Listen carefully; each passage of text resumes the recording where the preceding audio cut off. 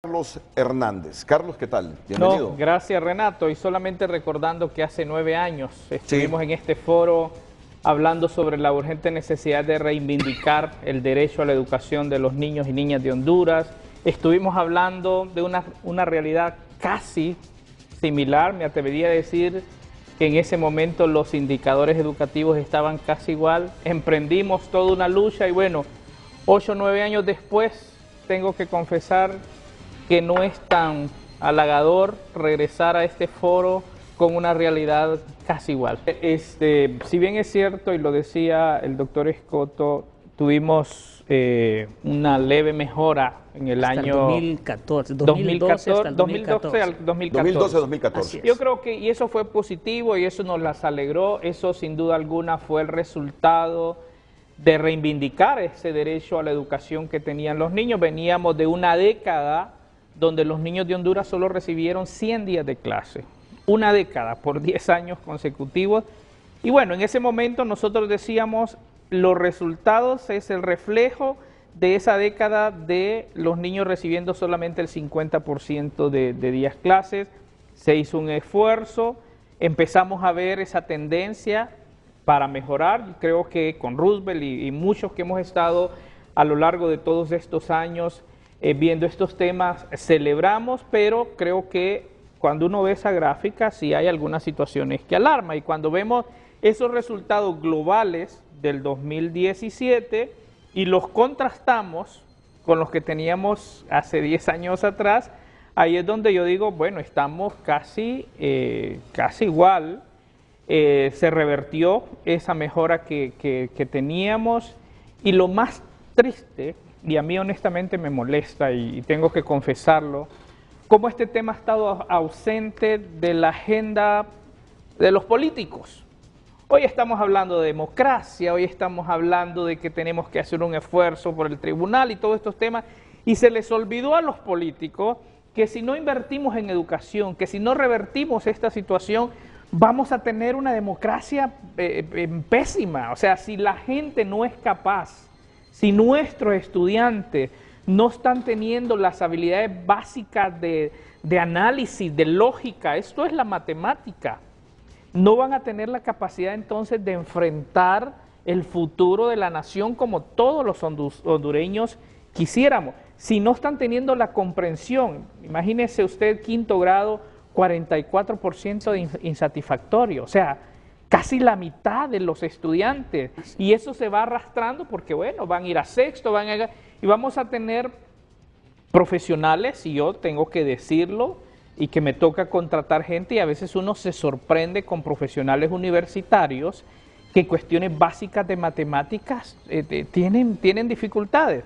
Hablaba de estos datos con algunos amigos docentes universitarios y me dicen, eso es lo que nos tenemos que enfrentar en la universidad. Así es que esta es una tragedia. Yo esperaría que se tomen decisiones radicales para ver cómo enfrentamos esto.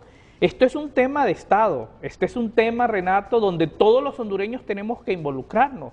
El sector privado, yo esperaría que estaría alarmado en este momento. Están hablando de proyecciones, estamos hablando del plan 2020, estamos hablando del plan 38. Si esto sigue, que se olviden los empresarios que van a poder producir, que van a poder generar riqueza. No lo van a hacer a menos que traigan recursos humanos de afuera para poderlo hacer. Entonces, esto nos está condenando a que el país tenga los niveles de desarrollo más bajos de la región.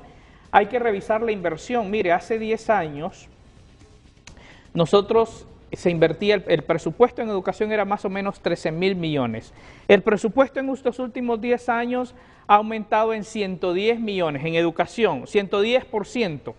Sin embargo, el presupuesto general de la República en estos mismos 10 años ha aumentado un 452%. ¿Qué le dice esto? Que la inversión en educación no ha sido consecuente con el crecimiento que ha habido. 110% hemos crecido, hoy creo que el presupuesto es 27,000 millones y el presupuesto general de la República 452%. Si lo vemos en función del Producto Interno Bruto. Yo recuerdo que hace 10 años estábamos hablando de que deberíamos exacto, el 8%, pero ahora tenemos el 5.4%. Entonces, ¿qué nos dice esto? El tema de educación, lamentablemente, y a pesar de los esfuerzos que lo reconocemos, que han habido inversiones, pero si lo vemos en función de números y de presupuestos, de un 8 a un 5.4, quiere decir que no ha sido una prioridad. Y si no ha sido una prioridad, entonces, esto es contradictorio con todas estas estrategias, como insisto y digo, de inversión, de mejorar la producción. Entonces, creo que estos datos deben de llamar la atención a todos los sectores y poder hacer algunas acciones urgentes. Creo que, y lo hablábamos aquí con el exministro, ¿qué podemos lograr en los próximos 3 años? ¿Qué se puede lograr en los 5? ¿Qué podemos lograr en los 10 para no venir aquí dentro de 10 años otra vez a este programa y decir que estamos igual en matemáticas y en español? Y con 66% de pobreza general o más todavía. Este es el reflejo. Este es el reflejo. Este es el reflejo.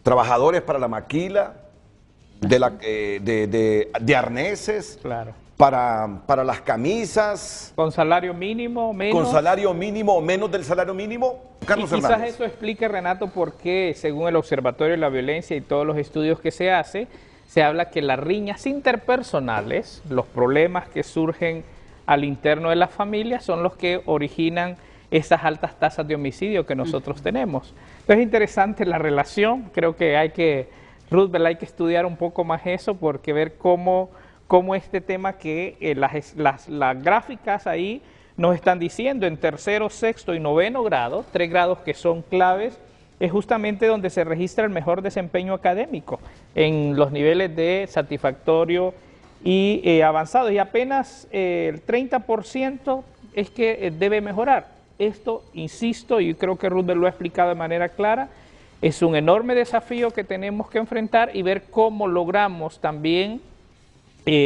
analizar esto con todos estos factores asociados que ya se mencionaba, el tema de la violencia en los centros educativos. Si es la iglesia y la escuela el lugar donde los estudiantes se sienten más seguros.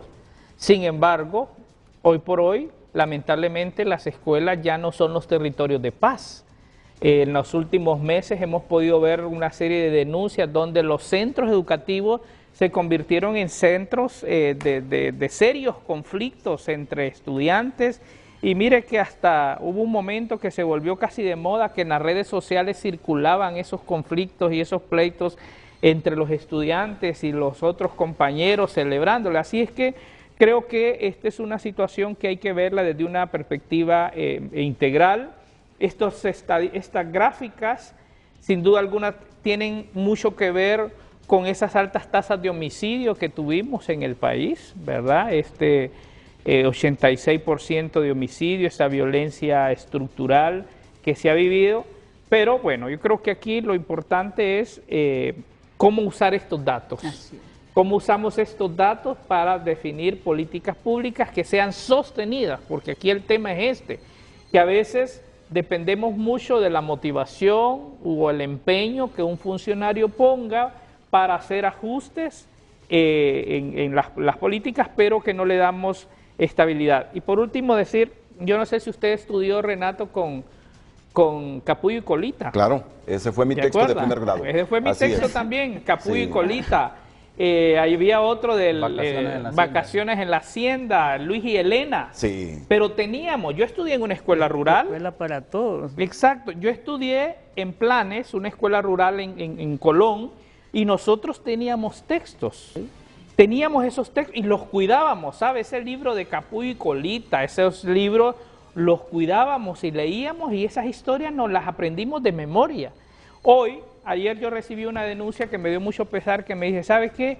En La Ceiba, y lo digo acá, me comprometí a decirlo, en La Ceiba los textos están en las bodegas de Copeco. Y yo digo, ¿cómo que están en las bodegas de Copeco? Pero estamos en el mes de julio. Y se supone que esos textos son para que los estudiantes aprendan. Y ya aquí nos está diciendo el estudio que cuando no tenemos textos escolares, entonces obviamente eso se ve reflejado en la calidad educativa. Pero el tema es que hay pero están en una bodega. Y yo lo decía el viernes en un panel que estuve hablando de esto, y hay muchos argumentos de que no tenemos la logística necesaria para hacer llegar los textos a los centros educativos. Y yo ponía el ejemplo de la Coca-Cola, perdón porque estoy haciendo publicidad, pero yo decía, bueno, ¿y cómo es posible que yo voy a la aldea más remota de Honduras y quiero tomarme una soda y la puedo comprar? ¿Y cómo es que nosotros no tenemos capacidad de hacer llegar el texto educativo y que ahorita en el mes de julio están en una bodega? Entonces, ¿qué está pasando? Sin duda alguna es el reflejo que no hay congruencia con el discurso que a veces tenemos, que no hay una política clara, que no hay sanciones, que si llega o no llega el texto me es indiferente. O sea, algo está fallando en el sistema y al final es lo que nos está generando estos resultados. Yo creo que, mire, se está trabajando en el presupuesto, ahora, el presupuesto nacional de la República. Yo creo que es un buen momento y yo estoy seguro que hay varios diputados que están viendo el programa. Yo quisiera animarles y decir, este es el momento, no podemos seguir año tras año repitiendo las mismas cifras. Justamente los estudios se hacen para proveer información y diseñar política pública con base en evidencia que nos demuestre que vamos a transitar por una ruta diferente. Fíjese que Roosevelt lo decía, desde el 2007 se viene insistiendo aquí para crear el Instituto de Evaluación del Desempeño. Y han habido varias iniciativas. Recuerdo, hace algunos años se llevó y se dijo, mire, es necesario tener un ente externo y no se requiere un gran presupuesto. Ahora la gran preocupación es qué va a pasar el próximo año, porque el proyecto mide que por 10 años, mire usted qué generosidad del pueblo y gobierno de Estados Unidos, que por 10 años nos estuvieron dando la plata para que nosotros evaluemos el sistema educativo. Eso se terminó. ¿Qué va a pasar ahora? Y yo quisiera más bien aprovechar y animar a los congresistas a que despejen un poco la mente del Registro Nacional de las Personas, de quiénes van a ser los interventores, de los registradores municipales, si los conservan o los pierden, porque en eso están en este momento, y puedan pensar un poco en este tema de educación y puedan revisar el tema presupuestario. Tenemos problemas con las condiciones pedagógicas, tenemos problemas con los textos escolares, los textos que han sido financiados en gran parte por la cooperación internacional, este Instituto de Evaluación Externa que ha sido financiado por la cooperación internacional, y empecemos a trazar una ruta, pero también otros sectores. Mire, aquí nos unimos, hacemos grandes esfuerzos para lograr algunas cosas relevantes en el país, pero sí tenemos que decir, en este tema de educación, Renato, nos hemos quedado cortos. Y aquí es lamentable cómo distintos sectores no hemos asumido el reto de el tema de educación. No es un tema solo del gobierno, es un tema de todos. Los bajos niveles educativos nos van a afectar a todos y obviamente el tema de la inversión se va a ver sacrificada. Aquí hay empresas que no quieren invertir en Honduras porque no encuentran recurso humano capacitado. Entonces yo creo que es un buen momento para priorizar. Yo creo que esa tragedia de pasar de un 8 a un 5 en la inversión, esto nos va a pasar factura y la factura va a ser alta. Y para estos que están ya pensando en política y en elecciones, que se den cuenta que van a tener que enfrentarse con esta situación y que no van a poder gobernar de manera efectiva, que no van a poder heredar a esta nación algo diferente si no tomamos las decisiones ahora. Mensaje breve, Carlos Hernández. Bueno, primero, animar al Congreso Nacional a que pueda aprobar este Instituto de Evaluación. Y yo quiero decir y comprometer también, Renato, que el secretario del Congreso se ha comprometido a poder presentar este proyecto. Es vital para seguir evaluando. Si no seguimos evaluando, difícilmente vamos a poder diseñar las políticas que se requieren para mejorar la calidad educativa. Así es que vamos a estar pendientes. Les animo a ustedes también para asegurar que el Congreso Nacional pueda dar este paso que ya está contemplado en la Ley Fundamental.